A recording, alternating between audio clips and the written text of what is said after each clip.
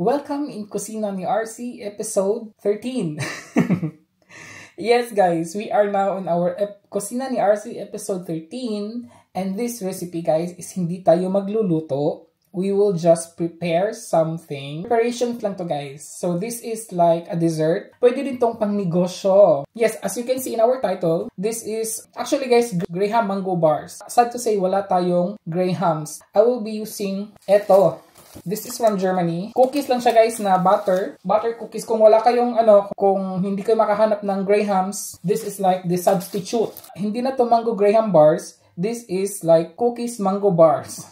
Diba? And what are the ingredients for this recipe guys? We have mangoes. Naka-cubes na siya guys. Maliliit na cubes. And we have Nestle cream, condensed milk. So in Germany guys, this is the condensed milk in Germany. Same lang din siya actually sa atin. So guys, fresh milk or water, later you will know para saan tong milk na to. A substitute for this milk guys, pwede siya tubig. And then of course guys, cookies dahil wala tayong Grahams. And this is our recipe for today, cookies mango bars. Yes, bakit siya tinatawag na mango bars? You will see later. For this recipe guys, kailangan nating pang-whisk guys, yun. Kasi pag gusto nyo gawin tong negosyo guys, kailangan nyo talagang i-whisk yung Nestle cream and condensed milk para mas madami kayong magawa, mas pang negosyo, diba? Kung hindi naman pang negosyo, pwede lang din siyang, anything you want, right? So guys, we will start now. So, lagay lang muna natin yung ating Nestle cream dito. Mas maganda din gamitin guys pag yung Nestle cream is very, naka-chilled para mas madali tumubo. Nakalimutan ko kasing i-chilled to guys. Kaya, na lang tayo. Magbe-base na lang tayo sa pag-whisk niya. And then, itong buong condensed milk, add lang. Gamitan natin ng para makukuha talaga lahat. Ayan. Meron akong tirang Nestle cream nung nakaraan. Kailan ko ba yung nagluto? Basta nagluto ako nito. Nakalimutan ko guys kung anong recipe yun. So, gagamitin ko na lang din. It's up to you guys ha. If you want sweet, then you can use dalawang can ng condensed milk. So, atin lang siyang guys, i-whisk hanggang talaga siya tumubo. I think madami to guys. Kasi, parang madami to siya. So, start lang natin first.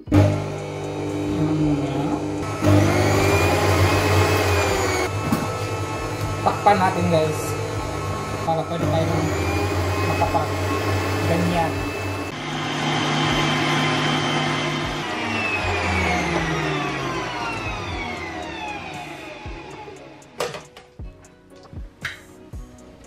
So ganyan consistency yung hinahanap ko. Actually guys, pwede nyo gawing thicker pa.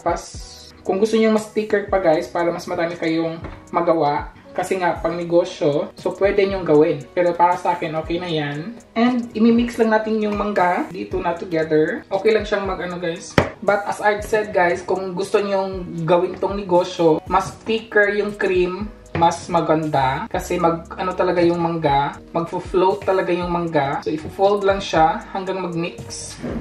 It's so easy actually. Okay. And now, what we will do next guys is here. This is the purpose of the milk now everybody. As I've said, kung walang milk, pwede water. Itong mga cookies na to guys, isusok lang natin tong cookies dito. Yan. Not so, naman, yung tamang-tama lang. There. Yan. And then dito lang siya ilagay. Ito kasi yung ating base. Ayan. So, yan lang siya. And the next we will do is we have to put this. Anuhin ko muna siya guys kasi yung mangga up. Okay lang din naman yan. Yan. So yan na muna. And then this one we don't need to basain guys. Ganyan lang siya. Lagyan natin dito sa ibabaw. Nabaliktad ko yung guys, cookies. But okay lang yan. Nabaliktad ko siya. Ayan. Ganyan lang siya guys. Diba? Gusto ko sana siyang lagyan pa dito on top kasi meron pa naman dito. Pero I was thinking na I will make another lalagyan na siya guys. Kasi lang talaga siya bar. Ganyan lang talaga yung itsura niya guys. If i-freezer natin to siya before natin yung i-slice na siya natin kasi nga gagawin natin itong bar. So this is cookies mango bars, di ba? So, ganyan ang itsura niya. I-freezer ko lang to. Kukunin natin yung mamaya. At least, I think mga 1 to 2 hours, guys, pwede na siyang kunin from the freezer. Tapos, i-bars na natin. And then, again, babalik siya sa freezer na nakabalot na siya. Yung bars na siya. So, yun, di ba? Very simple. Very simple lang yung ano niya. Process and the ingredients are just so easy to find. So, yung the rest, guys, gagawa pa ako. Dito ko na lang siya ilalagay. Meron pa naman dito. So, gagawin ko to kasi meron pa siya, guys, eh. I think makakagawa pa to ng dalawa. Makakagawa pa siya, guys, na dalawa nito. Gagawin ko na lang siya.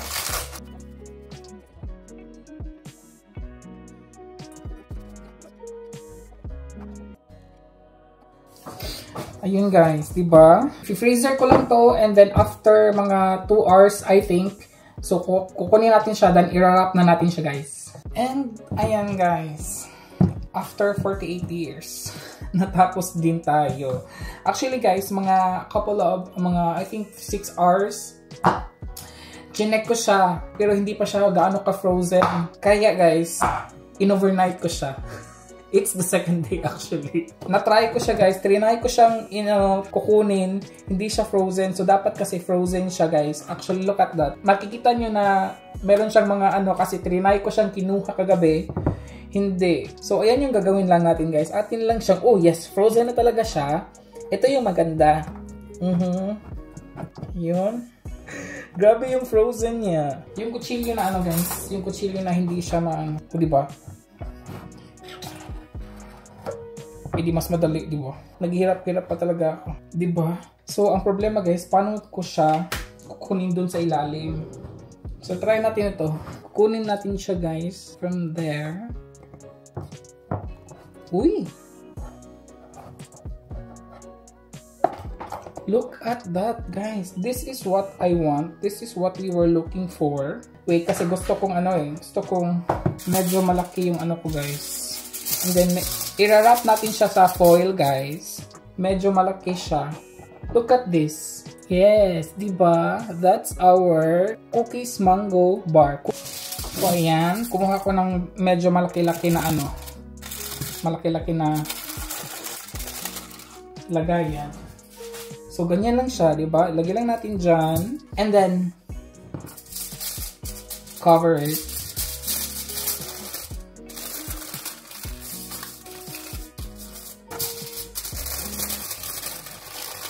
Ayan lang siya. Kailan lang siya hindi perfect, guys, kasi hindi pa naman tayo babawi na lang tayo sa guys. Pag binibenta na to, so dapat maganda yung pagka-wrap niya, di ba? So ganyan siya dapat yung itsura niya. Ilagay natin siya ulit sa freezer. Ayan, guys, this would cost like, I don't know, maybe 10 to 15 pesos. Pwede siya 20 pesos. If you want 25, okay. Depende yun kung magkano yung puhunan natin, di ba? So, ganyan lang siya. Then, continue.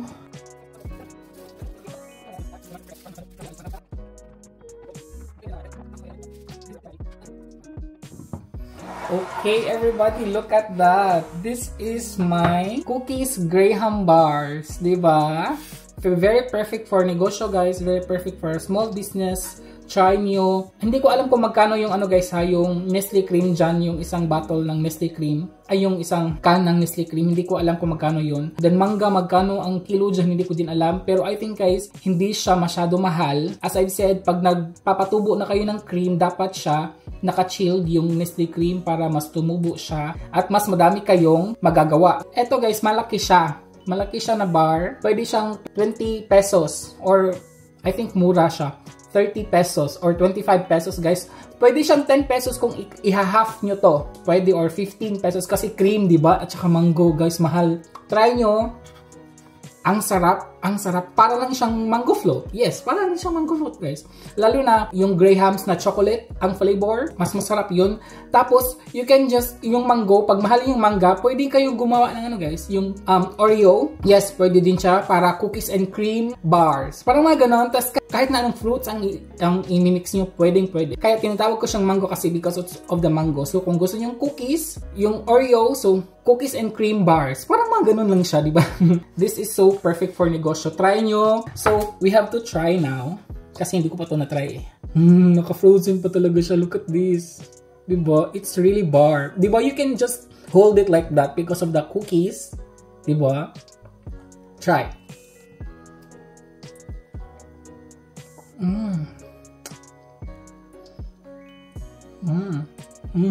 Yung mangga is na frozen pa, guys.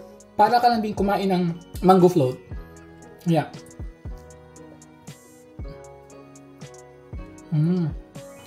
Super duper ang sarap, guys. At yun po ang ating recipe for today. Sana po nagustuhan nyo ang ating recipe for today at maraming salamat po sa panonood. And guys, if you like this video, please don't forget to click the like button. At sa mga hindi pa po nakasubscribe, guys, subscribe na po kayo. And thank you po for subscribing. Just click the subscribe button pa. And of course, guys, bell button naman para kayo notified every time meron tayong new uploads. Thank you po again, and until my next vlog, everybody. Ingat! Cheers! Thank you po for watching! Sarap talaga, guys. Ang sarap. Mm.